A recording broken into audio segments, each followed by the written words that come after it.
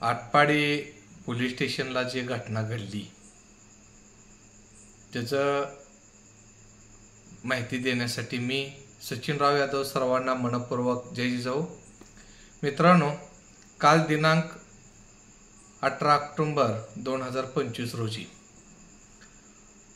एक माहिती अधिकार जिल्हा परिषद प्राथमिक शाळा या भागांना पाठवण्यात आलेला होता आणि हा माहिती अधिकार पाठवल्यानंतर त्याच्यामध्ये काही प्रमाणात त्या माहिती अधिकार पाठवणारा व्यक्ती संतोष हेगडे आटपाडी पंचायत समिती त्या शिक्षण अधिकाऱ्याशी बाचाबाची झाली आणि त्यांनी जो घोटाळा समोर आणला तो घोटाळा थांबवण्यासाठी त्या अधिकाऱ्याने काय जीवाची शर्ता केली असेल, काय केली ती त्यांना माहिती।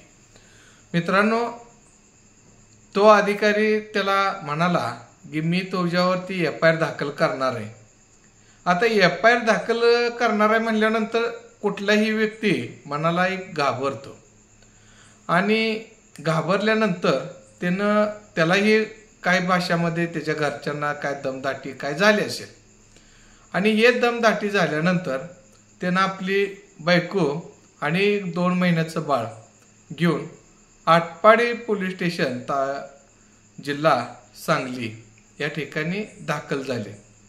संबंध अधिकाऱ्यांनी त्याची घटना पूर्ण ऐकून घेतली, टायपिंग केलं आणि ते टायपिंग एका त्याच शिक्षण अधिकाऱ्याला पोच केली।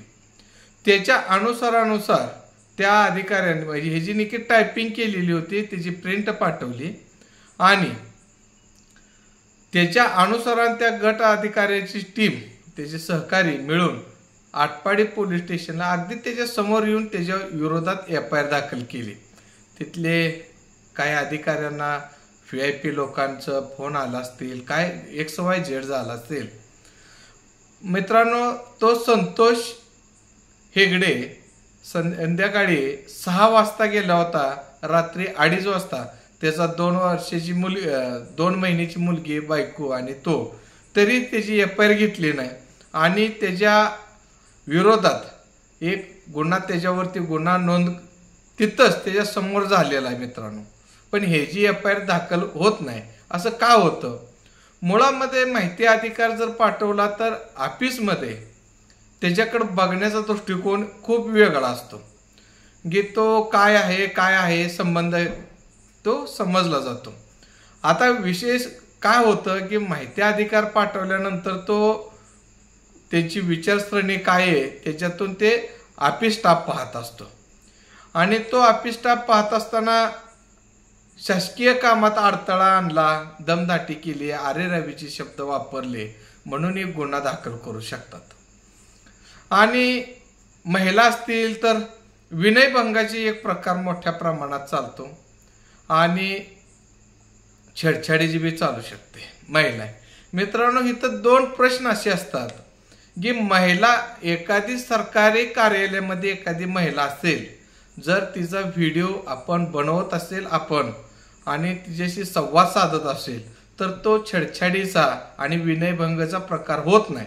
पण मात्र तिच्या आयुष्यामध्ये खाजगी जीवन जगत असताना तिचे एक सामाजिक ठिकाणी, धार्मिक ठिकाणी, बाजार या ठिकाणी गेली असेल आणि आपण जर तिचा व्हिडिओ बनवत असेल ती छेडछाडीमध्ये प्रकार येतो।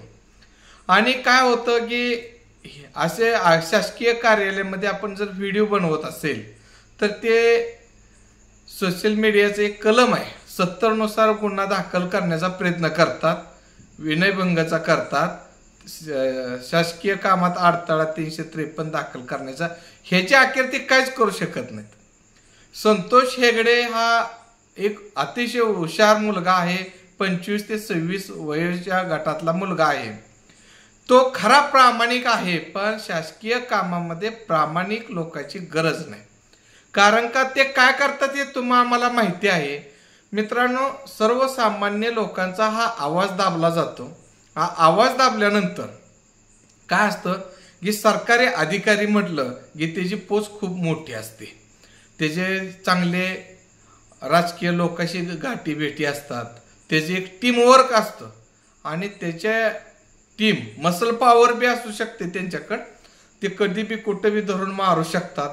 एखाद्या व्यक्तीवर गुन्हा दाखल करायचा संबंधित पोलीस स्टेशनवर. आता ते संतोष हेगडे काय सांगतात की इथले PI खरात आहेत, त्यांना एका VIP व्यक्तीचा फोन येतो आणि ह्याचा गुन्हा बाजूला ढकलून FIR नोंद करायला सोडून ते संबंधित अधिकाऱ्याचे FIR दाखल करतात. ही एक मोठा शोकांतिका आहे मित्रांनो. त्याची FIR दाखल केली जात नाही.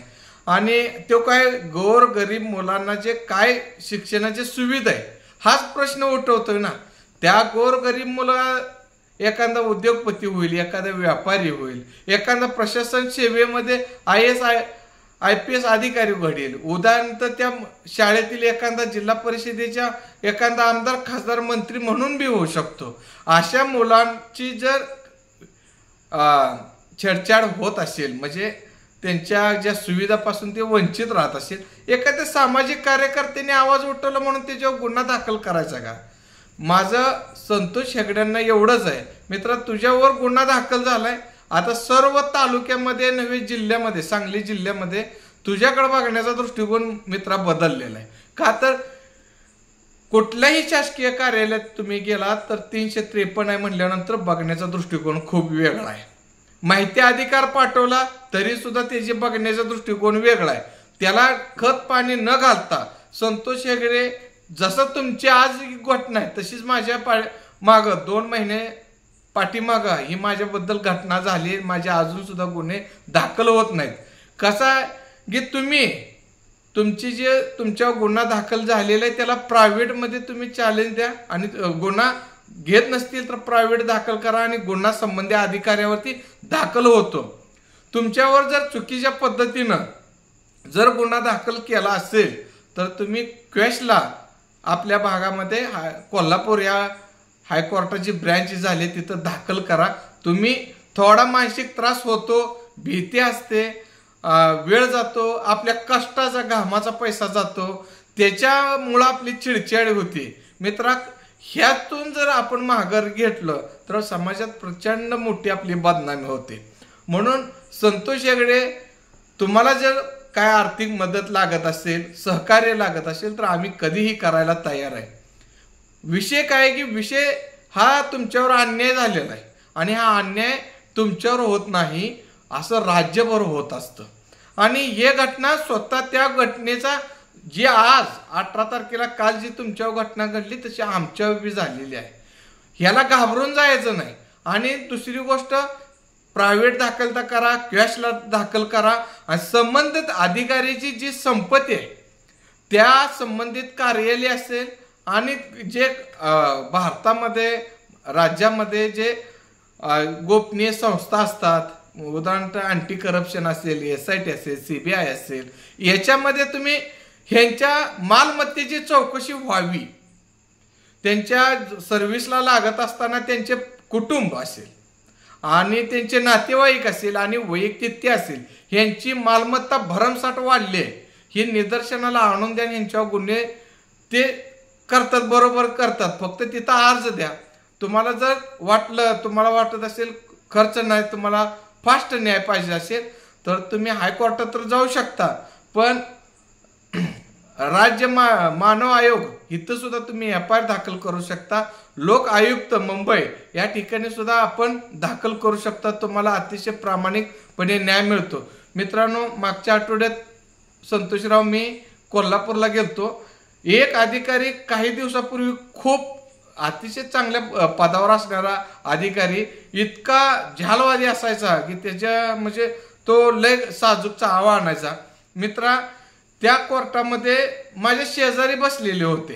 कोर्ट कधी सुद्धा हायकोर्ट कधी तुम्ही IAS आहे का IPS आहे का काय काही बघत नाही. एका लाईनीत जनतेबरोबर त्यांना वागणूक दिली जाते. म्हणून आपणाला एक विश्वासाचा जर आधार असेल तर तुम्ही लोकायुक्तमध्ये जा, कोर्टामध्ये न्यायालयीन प्रक्रियेमध्ये तुम्ही जावा, राज्य आयोगाकडे जावा आणि जे तुमच्या महिलेला जर अपशब्द त्यांनी वापरलेत असे तुम्ही मानता तर राज्य महिला आयोगाकडे सुद्धा एक सोमोटोच्या माध्यमातून तक्रार करा. जर तुमच्याकडे व्हिडिओ असतील, त्यांनी अपशब्द काय बोलले असतील तर तुम्ही एक्स अकाउंटवरून संबंधित अधिकारी असतील, त्यांचे कोण मंत्री असतील त्यांना आणि CM ला टॅग करून सोडून द्या, तुम्हाला नक्की न्याय मिळतो, कुणाला घाबरायचं नाही. मात्र एक आहे की बरेच लोक सल्ले देतात आणि आपल्या मजबुरीचा काही लोक फायदा घेतात आणि त्या अधिकाऱ्याने आपल्याला असं केलं म्हणून आपण त्यांना सहानुभूतीने सांगायला जातो. ते पहिलेच कनेक्ट असू शकतात. जर आपण एखाद्याचा सल्ला घेतला तर ते मान मर्जी राखून आपणाला ते पाऊल माघार घ्यायला लागतं. म्हणून कुणाचा सल्ला तेवढा एक माझी रिक्वेस्ट राहील संतोष हेगडे, सल्ला कोणाचा घ्यायचा नाही, कोणत्या राजकीय लोकांकडे सामाजिक कार्यकर्त्याकडे जाऊ नका. अतिशय प्रामाणिकपणे सांगतो, एक वकील बघा आणि तुम्ही ह्या प्रक्रियेमध्ये कोर्टाच्या न्यायालयीन प्रक्रियेमध्ये हे करा. आणि शक्यतो तुमच्यावरती 353 जर दाखल असेल तर कुठं पळू नका, तुम्हाला टेबल जामीन होऊ शकतो ऑन द स्पॉट. कुठली वकिलाची फी कोर्टात जाऊ नका. जर त्याने अटक केली तर तुम्ही कोर्टाच्या प्रक्रियेमध्ये जा, वेस्ट पैसा खर्चू नका. तुम्हाला 100% सांगतो तुम्हाला टेबल जामीन होऊ शकतो 353 मध्ये. आता का तर एक आता नवीन कलम आलेले आहेत, 5 ते 7 वर्षाच्या आत जी शिक्षा आहे त्यांना पोलीस स्टेशनला टेबल जामीन देतात. तसं संतोषराव तुम्हाला सुद्धा टेबल जामीन नक्की मिळू शकतो. का तर मी तुमची FIR वाचली नाही, रात्री तुमची FIR झाली संबंधित कोर्टाजवळ, उद्या नसेल तर परवा, या 2 दिवसात तुम्हाला त्याची FIR कॉपी मिळेल. अगर तिथल्या संबंधित पोलीस स्टेशनकडे जाऊन तुम्हाला सुद्धा ते कॉपी मिळू शकते. शक्यतो टेबल जामीन घेण्याचा प्रयत्न करा. तुमच्यावर अन्याय झालेला आहे असे महाराष्ट्रात अनेक आहेत. मला तर बऱ्याच धमक्या दिल्या, दमदाटी देण्याचा प्रयत्न केला. तीळ मात्र खर्चू नका, कशाच्या आमिषाला बळी पडू नका. तुम्ही जे तुमचे विचार आहेत त्यानुसार तुम्ही राहा. अनेक लोक तुम्हाला नावं ठेवतील, तुमचे खच्चीकरण होईल, पैशाकडून मनोबल खचलं जाईल. ह्या प्रक्रियेला पैसा खर्च करायला लागतो, मानसिक संतुलन बिघडतं. तुम्हाला एवढंच काय की 24 तासातले 2 ते 3 तास झोपती बी दचक्यानं उठून असं चिडचिड होती, म्हणून कधी घाबरू नका. फक्त हे 2 ते 3 महिने ह्या गोष्टीला तोंड द्या, नक्की तुम्ही विजय व्हाल. आणि जर तुम्हाला कधी आमची मदत लागली तर आम्ही तुम्हाला पूर्ण सपोर्ट आणि मदत करीन.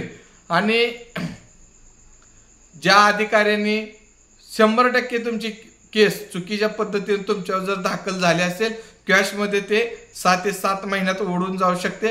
प्रायव्हेट दाखल करा, प्रायव्हेटनं 5-6 महिन्यात तुम्हाला न्याय नक्की मिळतो. तुमची पत्नी हे जे राज्य महिला आयोगाकडे FIR दाखल करून टाका. तुम्ही लोक आयुक्तमध्ये जावा, मानव आयोगाकडे जावा. न्याय आपणाला आहे, पण याच्यामध्ये वेळ आपला जातो, म्हणून त्याचा विचार करू नका. आपल्या विचारावर ठाम्य राहायचं आणि ठाम्य राहिल्यानंतर कधी कोणासोबत गुलामीची पत्करू नका, कुठल्या आमिषाला बळी पडू नका. एक मतानं तुम्ही ठाम्य निर्णय करा. आणि तुमचे रात्री 1 वाजताचा तो व्हिडिओ मी पाहिला, तुमचे तळमळ, तुमचं धाडस, ह्या तुम्हाला न्यायाची गरज आहे आणि तुमच्यावर अन्याय होतो. आणि या भारतामध्ये खऱ्या अर्थाने या असे अधिकारी काय कुठल्या प्रक्रियेमध्ये जगतात हेच माहीत नाही. मागचा पुढचा विचार करत नाही, चुकीच्या पद्धतीने गुन्हे दाखल करायचे. जर गुन्हा चुकीचा असेल तर 182 नुसार त्यांच्यावर दाखल करता येतं. पण अधिकाऱ्यांना माहिती असतं हे चुकीच्या पद्धतीचे आहे, पण अधिकारी आपल्याला सपोर्ट देत नसतात, कारण का ही प्रचंड मोठी साखळी असते मित्रा. ते आपण 10 दिवसाची जर मेहनत करत असेल आणि त्यांचा 1-2 मिनिटाचा फोन केला तर ते बरोबर आहे. पण एक आहे, या संविधानामध्ये आपणाला न्याय नक्की, त्याच्यासाठी आपणाला वेळ जातो, त्या वेळेला आपणाला संघर्ष प्रचंड मोठा आहे. उदाहरणार्थ आपणाला 5 ते 6 महिन्याचा संघर्ष करावे लागेल. ह्याच्यामध्ये टिकणं आपणाला काळाची गरज आहे. संतोष हेगडे यांना नक्कीच न्याय मिळेल. आणि आटपाडी भागातील सामाजिक कार्यकर्ते असतील, राजकीय कार्यकर्ते असतील, यांनी एक गरीब मुलगा आहे संतोष हेगडे यांना सहकार्य करा मित्रांनो. आणि पुन्हा एकदा सर्वांना मनपूर्वक जय जिजाऊ.